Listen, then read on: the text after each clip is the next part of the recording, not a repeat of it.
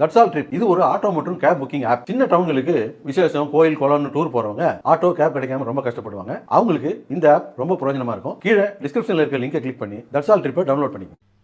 இன்று நடைபெறும் பல்வேறு முக்கிய அரசியல் நிகழ்வுகள் குறித்து நமது செய்தியாளர் அன்பழகன் வழங்கும் தகவல்களை தற்போது கேட்கலாம். அன்பழகன், இன்று என்னென்ன முக்கிய நிகழ்வுகள் இருக்கிறது, விரிவாக சொல்லுங்க. கிருஷ்ணவேணி, இன்று அண்ணா அறிவாலயத்தை பொறுத்த வரைக்கும் 3வது நாளாக நேர்காணல் நடைபெறுகிறது. குறிப்பாக இங்கு கொங்கு மண்டலத்தைச் சேர்ந்த பல்வேறு மாவட்டங்கள், அது நாமக்கல் மாவட்டம், திருப்பூர் மாவட்டம், குறிப்பாக ஈரோடு மாவட்டம், நீலகிரி மாவட்டம், கரூர் மாவட்டம், இந்த மாவட்டங்களில் இருந்து வரக்கூடிய விருப்ப மனு அளித்தவர்கள் அவர்களுக்கான நேர்காணல் இன்று காலை நடைபெறுகிறது. முதல்வர் ஸ்டாலின் அவர்கள், மு.க. ஸ்டாலின் அவர்கள் அந்த நேர்காணலில் கலந்துக்கிறாங்க. அதே போல் இன்று அண்ணா அறிவாலயத்தில் பொறுத்த வரைக்கும் கூட்டணி பேச்சுவார்த்தையும் ஒரு புறம் நடக்குது. இன்னுமே விடுதலை சிறுத்தைகள் கட்சிக்கு, அதே போல் மார்க்சிஸ்ட் கம்யூனிஸ்ட் கட்சி, தேமுதிக இந்த போன்றவங்களுக்கு இன்னும் தொகுதி பங்கீடு நடக்கல. அதனால் இன்று இந்த மார்க்சிஸ்ட் கம்யூனிஸ்ட் கட்சியினர் அநேகமாக வரலாம் என்று எதிர்பார்க்கப்படுகிறது. ஏன்னா நேற்று எதிர்பார்க்கப்பட்ட சூழலில் தான் நேற்று யாருமே வரவில்லை. காலையில் இந்திய கம்யூனிஸ்ட் தொகுதி உடன்பாடு பிறகு எந்த கட்சியும் வரவில்லை. அதனால் இன்று வருவார்கள் என்று எதிர்பார்க்கப்படுகிறது. ஏன்னா நாட்கள் குறைவாக இருக்கிறனால் தொகுதி பங்கீடு முடிஞ்சவுடனே அந்த வேட்புமனு தாக்கல் தொடங்கிவிடும். என அந்த தொகுதி பங்கீடு மிக விரைவாக நடத்த வேண்டும் என்பதற்காக திமுகவின் சார்பில் இதுபோல் பணியை செய்து கொண்டிருக்கிறார்கள்.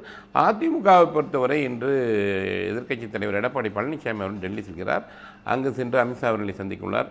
அதை தொடர்ந்து அவர்கள் பாரதிய ஜனதா கட்சியுடைய அந்த தொகுதி பங்கீடு மற்றும் ஒட்டுமொத்தமாகவே அந்த தனது கூட்டணிக்குள்ள என்னென்ன கட்சிகளுக்கு எத்தனை தொகுதிகள் என்பது குறித்தான ஒரு ஆலோசனை நடக்க உள்ளதாகத்தான் தகவல் வெளியாகியுள்ளது.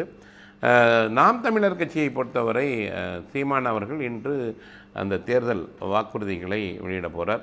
அதே போல் தமிழக வெற்றிக் கழகத்தை பொறுத்தவரை அவர்கள் அந்த வேட்பாளர்கள் பட்டியலை பரிசீலனை பண்ணி மிகவும் தொடங்கியுள்ளார்கள். யார் யார் விருப்பமனு தெரிவித்துள்ளார்கள், யார் யார் இந்த தொகுதியில் அத்தனை வேட்பாளர்கள் யார் என்பது குறித்தான ஒரு ஆலோசனை நடைபெற கொண்டுள்ளது. அதேபோல் காங்கிரஸ் கட்சியை பொறுத்தவரை அவர்கள் இன்று மறைந்த குமரையனந்தன் அவர்களுடைய பிறந்த நாளை முன்னிட்டு அங்கு அந்த சத்தியமூர்த்தி பவனில் அவர்கள் திருவுருவப்படத்துக்கு மலரஞ்சலி செலுத்துகிறார் செல்வ பெருந்தகன்.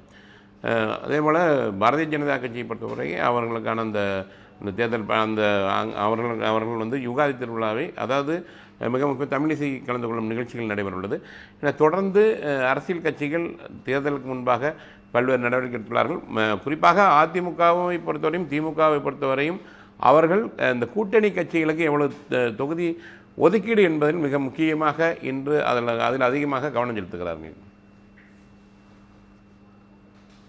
இன்று நடைபெறவிருக்கும் முக்கிய நிகழ்வுகள் பற்றி விரிவான தகவல்களை வழங்கியதற்கு நன்றி அன்பழகன்.